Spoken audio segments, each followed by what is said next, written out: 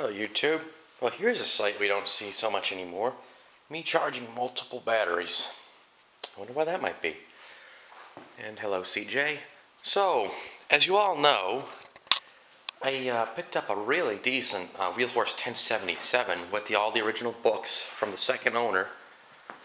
A couple, 2 or 3 weeks ago now. I think it was 2 weeks ago.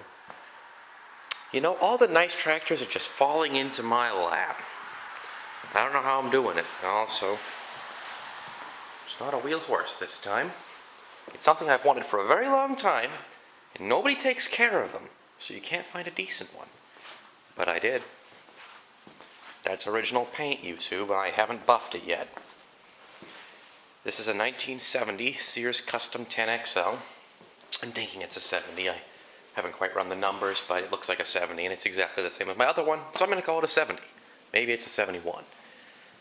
It's a Sears Custom 10XL. Don't mind the wire there. And yes, it is shiny, so if it's killing the camera, don't mind that. I picked it up probably, I think it was the second owner? Yeah, so I'd be the third owner then. Again. I've got to buff it, because this hood will clean up even nicer. Sadly, someone leaned on the wheel too hard and cracked it in 2 corners, but it's alright.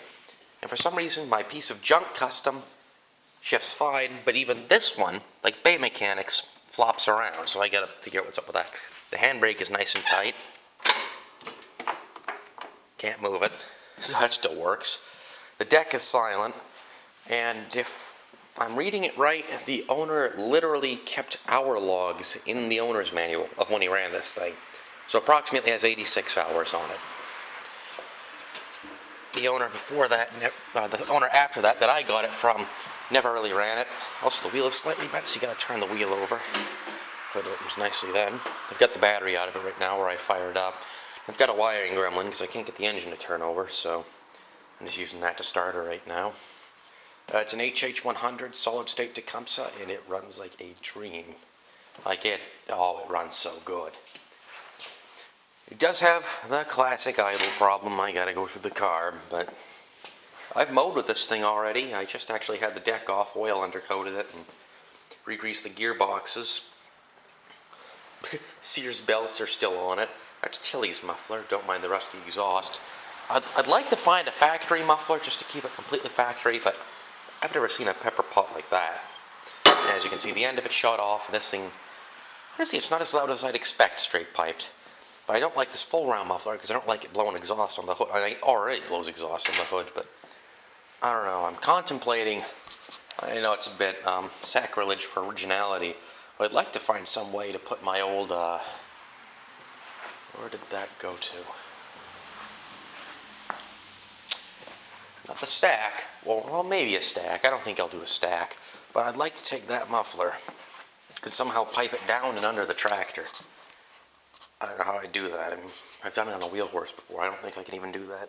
But I'd like to make this thing quiet as possible because the deck on this thing is whisper quiet. It's like brand new. I mean, that's original paint, folks. He's definitely had something hooked up to it at once upon a time. It looks like it might have had a track vac or something.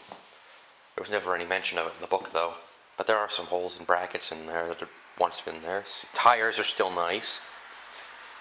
I guess apparently the guy who used to own it left it covered in grease all the time, so as you can see the paint kind of flaked off one of the front wheels. The others are alright. They'll clean up. I'll probably repaint the front wheels, we'll see.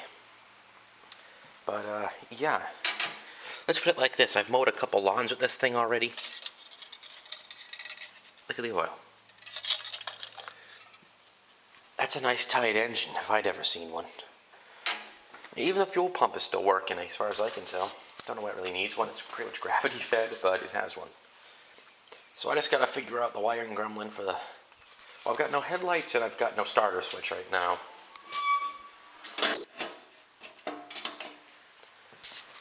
But yeah, it goes through all 8 speeds with high and low, fine. It's funny that my custom still has an old cable hanging off of here, and I wondered what it was for, and apparently says Sears, you're supposed to jam this handle with a screwdriver. I'm not doing it wrong. That's how they say to do it, folks.